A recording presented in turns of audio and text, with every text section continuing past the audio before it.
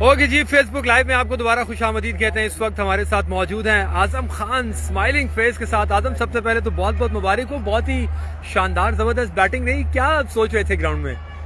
जी main तो यही focus था कि अपनी टीम को जहाँ पे ज़रूरत थी वहाँ पे रन्स करके दूं और माशाल्लाह से वैसे ही एग्जीक्यूट हुआ, तो काफ़ी खुश हूँ इस चीज़ से। बड़े फ्लो के साथ सिक्सेस लग रहे थे, क्या कहेंगे? जी सिक्सेस काफ़ी लग रहे थे, मज़ा आ रहा था खेलने का। और हेलो मिस्टर माइनर्स जी काफ़ी मज़ा आ रहा था और कोशिश कर रहा था जितना टाइम लूँ ऑन द क्रीज पे, और फर्स्ट क्लास क्रिकेट से काफ़ी मदद हुई है।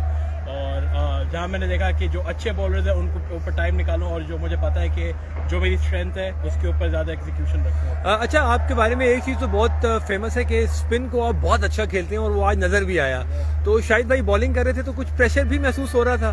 जी शाहिद भाई, जैसे आप सबको पता है कि पाकिस्तान के I think one of the biggest legends हैं, और उनके खिलाफ रन करना आई थिंक मेरे लिए बड़े ऑनर की बात है।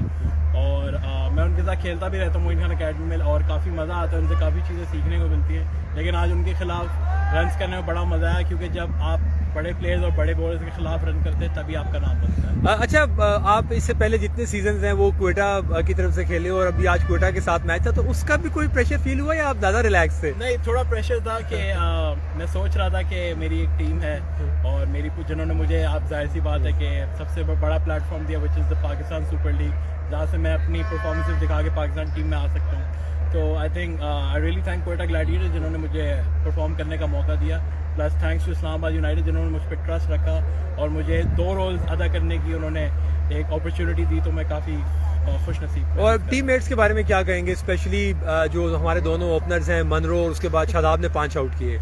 जी शादाब ने, जिस तरह आपको पता है, बॉलिंग की, प्लस मनरो ने काफ़ी अच्छा साथ दिया मेरा पार्टनरशिप में। काफ़ी मज़ा आया उनके साथ खेलने का।